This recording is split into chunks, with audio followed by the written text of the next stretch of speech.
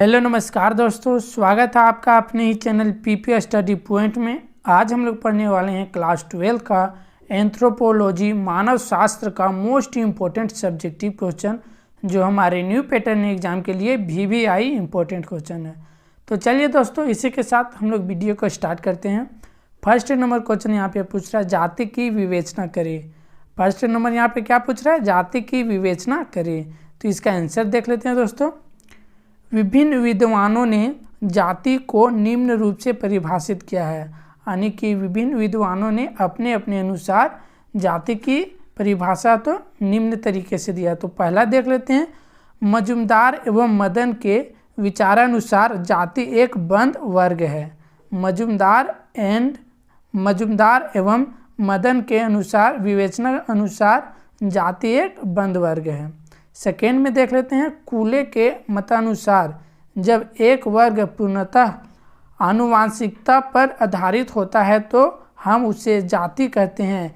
इसी तरह अन्य विद्वानों ने इसे परिभाषित किया है। इसी प्रकार अन्य विद्वानों ने इसे परिभाषित किया है। नेक्स्ट क्वेश्चन देख लेते हैं दोस्तों। क्वेश्चन नंबर सेकेंड, प्रजाति से आप क्या समझते हैं? ये भी इम्पोर्टेंट क्वेश्चन है। प्रजाति से आप क्या समझते हैं? तो इसका आंसर जान लेते हैं। प्रजाति एक ऐसा शब्द है जिसे प्रायः भाषा, धर्म, संस्कृति और राष्ट्र के साथ भ्रांत रूप में मिला दिया जाता है। उदाहरण के लिए अंग्रेज प्रजाति, अमेरिकन प्रजाति, जर्मन प्रजाति आदि। परंतु प्रजाति एक विशुद्ध जैविकीय अवधारणा है। वैज्ञानिक अवधारणा के अनुसार प्रजाति व्यक्तियों का वह विशाल समूह है जिसके सदस्यों को सामान्य शारीरिक लक्षणों के आधार पर पहचाना जा सकता है। इस प्रकार प्रजाति एक सांस्कृतिक या क्षेत्रीय अवधारणा नहीं, अपितु वह विशुद्ध जैविकीय संज्ञा है। ये लक्षण मूल रूप से वंशानुगत होते हैं और इसी कारण एक प्रजाति के लोगों में इन सामान्य शारीरिक लक्षणों का एक निश्चित संयोग होता है। इन्हीं सामान्य लक्षणों के आधार पर हम एक प्रजाति को दूसरे प्रजाति से अलग कर सकते हैं और इन्हीं सामान्य लक्षणों के कारण है सो एक प्रजाति को दूसरे प्रजाति से अलग कर सकते हैं। तो इस प्रकार हम लोग प्रजाति के बारे में हम लोग आसानी से समझ गए। नेक्स्ट क्वेश्चन देख लेते हैं दोस्तों। क्वेश्चन नंबर थर्ड, झारखंड की जनजातियों की स्वास्थ्य संबंधी समस्याओं का वर्णन करें। झारखंड की जनजातियों की स्वास्थ्य संबंधी समस्याओं का वर्णन करें। तो इसका आंसर जान लेते हैं दोस्तों। निर्धनता के कारण जनजातियां संतुलित भोजन सामग्री नहीं जुटा पाती। निर्धनता के कारण जनजातियां संतुलित भोजन सामग्री नहीं जुटा पाती। ये अपनी स्वच्छता के प्रति भी जागरूक नहीं रहती और जो जनजातियां होती है वो अपने साफ सफाई के प्रति भी जागरूक नहीं रहती है। गंदी बस्ती और स्त्री पुरुष के अनैतिक यौन संबंध से अनेक विभिन्न प्रकार के गुप्त रोगों का आगमन हो गया है। इसके अलावा जनजाति में शराब पीने का बहुत अधिक प्रचलन है और जनजाति में है सो कि गंदगी बस्ती में रहने का, और जिससे गंदगी बस्ती में रहते हैं लोग, उसके कारण बहुत सारे रोग भी उत्पन्न हो गए हैं तथा जनजाति है सो शराब पीने का बहुत अधिक प्रचलन हो गया है। जनजातियों को शराब पीने का अधिक प्रचलन हो गया है। ये इनके स्वास्थ्य के लिए हानिकारक है और शराब पीना स्वास्थ्य के लिए हानिकारक है। आप भी जानते हैं, हम लोग भी जानते हैं। और बीमार होने पर ये डॉक्टरी दवा की जगह झाड़ फूंक में ज़्यादा विश्वास रखते हैं। और जो जनजाति लोग होते हैं सो जब कोई भी किसी प्रकार का बीमार आता है तो वह डॉक्टर के जगह जाना से सबसे अच्छा वो समझते हैं कि झाड़ फूंक से ठीक हो जाए। इसका आगे देख लेते हैं। इससे इनके मृत्यु दर अधिक है और जनजाति जब डॉक्टर पास नहीं जाते हैं, वो झाड़ फूंक पर विश्वास करते हैं, उससे उनकी मृत्यु बहुत अधिक होती है। इनमें मलेरिया का प्रकोप अधिक होता है। जनजाति में मलेरिया का प्रकोप अधिक होता है क्योंकि वह खुले में सोते हैं, खुले में रहते हैं। इसीलिए वन क्षेत्रों में पाए जाने वाले जनजाति भी स्वच्छ पेयजल की कमी से कई संक्रामक रोग पाए जाते हैं। इनमें उदर संबंधी रोग भी पाया जाता है। तो इस प्रकार हम लोग जनजाति के बारे में, जनजाति के जीवन शैली के बारे में समझ गए। नेक्स्ट क्वेश्चन देख लेते हैं दोस्तों। क्वेश्चन नंबर 4, खेरवार पर एक संक्षिप्त टिप्पणी लिखिए। इंपॉर्टेंट क्वेश्चन है दोस्तों, तो इसका आंसर जान लेते हैं। खेरवार, खरवार जनजातियों का मुख्य निवास क्षेत्र पलामू जिला है। खरवार जनजातियों का मुख्य निवास क्षेत्र पलामू जिला है। पलामू में चेरो शासन काल के पूर्व ही खरवार वहाँ बसे थे। पलामू में है सो चेरा शासन काल के पूर्व ही खरवार वहाँ बसे थे। चेरे राजाओं द्वारा खरवारों को जागीरें प्रदान की गई। चेरो राजाओं के द्वारा है सो खरवारों को जागीरें प्रदान की गई। खरवार स्वयं को सूर्यवंशी क्षत्रिय बताते हैं। खेरवार है सो स्वयं को सूर्यवंशी क्षत्रिय बताते हैं। झारखंड राज्य के अंतर्गत गढ़वा, डाल्टनगंज, लातेहार, लोहरदगा, हजारीबाग, चतरा और रांची जिले में बसती है। खरवार जो जनजाति है सो इतने सारे जिले में बसती है। बिहार राज्य के अंतर्गत रोहतासगढ़ में भी इनकी आबादी पाई जाती है। बिहार राज्य के अंतर्गत रोहतासगढ़ में भी इनकी आबादी पाई जाती है। इनकी परंपरा के अनुसार इसके आदि पूर्वज खेर घासों की पूजा विभिन्न रूप में करते हैं, इसलिए इनका नाम खेरवार हो गया है। साधारणतः वे मुंडारी भाषा बोल लेते हैं। खेरवार से मुंडारी भाषा बोलते हैं। खेरवार जनजाति प्रोटा ऑस्ट्रेलाइड समूह से संबंधित माने जाते हैं। इंपॉर्टेंट पॉइंट है, आप लोग नोट कर लीजिएगा। इस जनजाति की जनसंख्या करीब 2 लाख है। खेरवार जनजाति की जनसंख्या करीब से करीब 2 लाख है। इनकी प्रकृति लड़ाकू होती है। ये शारीरिक दृष्टि में शक्तिशाली एवं बलिवड़ होते हैं, परंतु आमतौर पर ये बहुत निर्धन होते हैं। जो जनजाति है खेरवार जनजाति, वो शारीरिक रूप से बहुत ही शक्तिशाली होते हैं, परंतु यह बहुत ही निर्धन होते हैं, यानी गरीब होते हैं। वनोत्पादों पर निर्भर रहते हैं। ये जो जनजाति है सो वन पर निर्भर रहते हैं तथा मिट्टी के कच्चे मकानों में रहते हैं। तथा खेरवार है सो मिट्टी के कच्चे मकानों में रहते हैं। नेक्स्ट क्वेश्चन देख लेते हैं दोस्तों। क्वेश्चन नंबर 5, पूरा पाषाण संस्कृति के बारे में उल्लेख करें। इंपॉर्टेंट क्वेश्चन है दोस्तों, तो इसका आंसर जान लेते हैं हम लोग। पूरा पाषाण काल यूनानी भाषा के 2 शब्द पेलास तथा लिथस से बना है, जिनका अर्थ क्रमशः प्राचीन और पाषाण होता है। पूरा पाषाण संस्कृति को आखेटक एवं खाद्य संग्रहण संस्कृति के रूप में भी जाना जाता है। भारत में इस संस्कृति के अवशेष कहीं भी प्राप्त नहीं है। भारत में सो पूरा पाषाण संस्कृति के कोई भी अवशेष प्राप्त नहीं है। भारत में इस काल के सिर्फ औजार ही प्राप्त है। भारत में सो केवल पूरा पाषाण काल के औजार ही प्राप्त है। अध्ययन से पता चलता है कि भारत में पूरा पाषाण काल ईसा पूर्व 2,50,000 से ईसा पूर्व 10,000 तक थी। तो इस प्रकार हम लोग पूरा पाषाण संस्कृति के बारे में हम लोग समझ गए अपने छोटे से ही शब्दों से। नेक्स्ट क्वेश्चन देख लेते हैं दोस्तों। क्वेश्चन नंबर 6, मानव शास्त्र क्या है? मानव शास्त्र एवं समाज शास्त्र में संबंध बताएं। ये भी इंपॉर्टेंट क्वेश्चन है दोस्तों। एक बात और बता दें कि जितना भी क्वेश्चन आप लोगों को इस वीडियो में बताया जा रहा है सभी प्रीवियस ईयर क्वेश्चन है और बहुत बार पूछे गए सवाल है और बहुत सारे इंपॉर्टेंट क्वेश्चन भी इस वीडियो में शामिल किए गए हैं।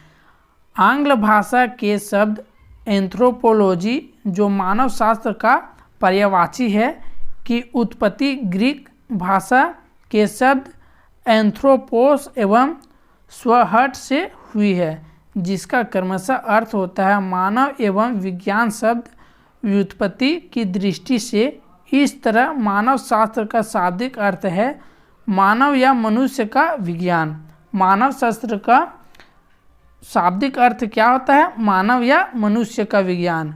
मानव विज्ञान वेता जब कभी आदिम शब्द का प्रयोग करते हैं तब उनका आशय केवल समाजों से रहता है जो संख्या, क्षेत्रफल और सामाजिक संपर्क की दृष्टि से बहुत ही शामिल होते हैं। अधिक विकसित समाजों की तुलना में ऐसे समाजों की आर्थिक व्यवस्था एवं तकनीकी ज्ञान साधारण है। आदिम का अर्थ होता है प्राचीन रूप आदिम शब्द का जो अर्थ मानव विज्ञान के क्षेत्र में निश्चित हो चुका है। उसके अनुसार यह कभी भी नहीं समझना चाहिए कि जिन समाजों को आदिम कहा जाता है वे या तो बहुत प्रारंभिक समय में पाए जाते थे या समकालीन समाजों से घटित समाज है। तो इस प्रकार हम लोग क्वेश्चन नंबर 6 का आंसर समझ गए, जो था मानव शास्त्र क्या है। मानव शास्त्र एवं समाज शास्त्र में संबंध बताने थे, जो हम लोग इस वीडियो में समझ गए। अब नेक्स्ट क्वेश्चन देख लेते हैं दोस्तों, क्वेश्चन नंबर 7। शारीरिक मानव शास्त्र की परिभाषा दे। शारीरिक मानव शास्त्र की परिभाषा दे, तो इसका आंसर जान लेते हैं। शारीरिक मानव विज्ञान में मानव के आदिकाल से लेकर वर्तमान समय तक के शारीरिक विशेषताओं के विकास या अध्ययन करता है। शारीरिक मानव विज्ञान में मानव के आदिकाल से लेकर वर्तमान समय तक के शारीरिक विशेषताओं के विकास का अध्ययन करता है। इस अध्ययन का दूसरा पक्ष मानव की वर्तमान प्रजाति समूहों को उनकी लक्षणों के आधार पर तुलनात्मक करना है। संक्षेप में शारीरिक मानव शास्त्र मानव जीवन शास्त्र का अध्ययन है। शारीरिक मानव शास्त्र क्या है? तो शारीरिक मानव शास्त्र मानव जीवन का अध्ययन है। तो इस प्रकार हम लोग क्वेश्चन नंबर 7 का आंसर समझ गए, जो क्वेश्चन था शारीरिक मानव शास्त्र की परिभाषा। तो अब हम नेक्स्ट क्वेश्चन देख लेते हैं दोस्तों, क्वेश्चन नंबर 8। धर्म की परिभाषा दे। ये भी इंपॉर्टेंट क्वेश्चन है, धर्म की परिभाषा दे। तो इसका आंसर जान लेते हैं हम लोग। धर्म मानव की एक सार्वभौमिक प्रवृत्ति है। धर्म मानव की एक सार्वभौमिक प्रवृत्ति है। जिस प्रकार बुद्ध के आधार पर मनुष्य अन्य प्राणियों से भिन्न है, उसी तरह धर्म के आधार पर भी मनुष्य को अन्य प्राणियों से अलग किया जा सकता है। विभिन्न विद्वानों ने इसे निम्न रूप से परिभाषित किया है। धर्म को विभिन्न विद्वानों ने निम्न रूप से परिभाषित किया। तो एक करके हम लोग समझ लेते हैं। पहला है, टेलर के मतानुसार धर्म का अर्थ किसी आध्यात्मिक व्यक्ति में विश्वास करना है। टेलर के अनुसार धर्म का अर्थ किसी आध्यात्मिक व्यक्ति में विश्वास करना है। सेकेंड में है, फ्रेजर के शब्दों में धर्म से मेरा तात्पर्य मनुष्य से श्रेष्ठ उन शक्तियों की भक्ति आराधना करना है जिनके बारे में व्यक्तियों का विश्वास हो कि प्रकृति और मानव जीवन को नियंत्रण करती है तथा उनको निर्देश देती है। इसके आगे समझ लेते हैं। उपर्युक्त परिभाषाओं से यह साफ जाहिर है कि धर्म अलौकिक अथवा समाज से परे उन्नत शक्ति में विश्वास है और इसकी अभिव्यक्ति पूजा पाठ, आराधना, प्रार्थना, इबादत, भक्ति के माध्यम से होती है। तो इस प्रकार हम लोग धर्म के बारे में समझ गए। नेक्स्ट क्वेश्चन देख लेते हैं दोस्तों, क्वेश्चन नंबर 9। आखेटक एवं संग्रहक जनजाति से आप क्या समझते हैं? ये इंपॉर्टेंट क्वेश्चन है दोस्तों। तो इसका आंसर हम लोग जान लेते हैं। सभ्यता की शुरुआत के प्रारंभिक कालों में मानव अपनी भोजन संबंधी आवश्यकताओं के लिए शिकार तथा जंगलों के फलों व कंदमूल पर भी निर्भर था।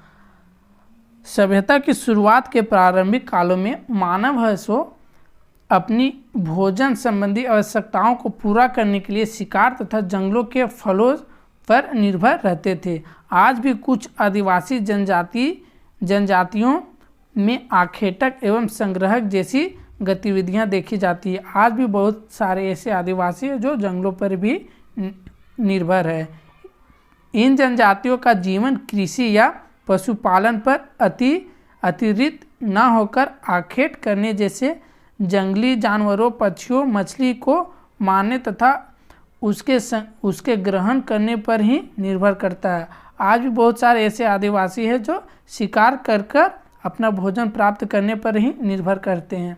सभ्यता के विकास होने के साथ इनकी संख्या बहुत कम हो गई है और अपने सभ्यता का विकास होने के साथ साथ जो आदिवासी है, जो आखेटक आदिवासी है, जो शिकार पर निर्भर रहते थे, जंगलों पर निर्भर रहते थे, उसकी संख्या कम हो गई है।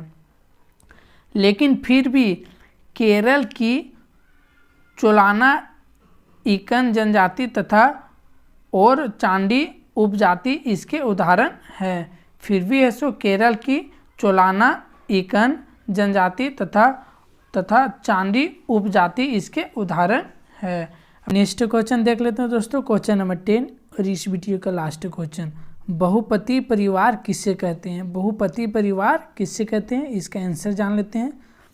बहुपति विवाह का अर्थ ऐसे विवाह से है जिसमें एक स्त्री का विवाह अनेक पतियों से होता है। विश्व के अनेक ऐसे समाजों में इसका प्रचलन है जहां पुरुषों के अनुपात में स्त्रियों की संख्या कम है। यानी विश्व के ऐसे बहुत सारे समाज है जिसमें जहाँ पे पुरुषों के संख्या अनुसार स्त्रियों की संख्या कम है। इसके अतिरिक्त अनेक प्रदेशों की उन प्रजातियों में भी प्रचलित है जहाँ मनुष्य का जीवन बड़ा निर्धन है। एक पुरुष के लिए एक पत्नी की परवरिश करना कठिन है। एक पुरुष के लिए एक पत्नी का परवरिश करना वहाँ पे कठिन है। अतएव अनेक पति मिलकर एक स्त्री को रख लेते हैं। यह प्रथा विशेष रूप से मार्कवेस आइलैंड्स, एस्किमो तथा तिब्बती समाज में पाई जाती है। भारत में यह टोडा, खासा, कोटा, नेफर आदि जनजातियों में प्रचलित है। तो इस प्रकार हम लोग क्वेश्चन नंबर 10 का आंसर समझ गए, जो क्वेश्चन था बहुपति परिवार किसे कहते हैं। तो इसी प्रकार सभी सब्जेक्ट का वीडियो इसी चैनल पर मिल जाएगा। अगर आप लोग चैनल पर नए होंगे तो चैनल को सब्सक्राइब कर लीजिएगा, साथ में बेल आइकन को ज़रूर प्रेस कीजिएगा। अब इसी के साथ मिलते हैं नेक्स्ट वीडियो में। जय हिंद।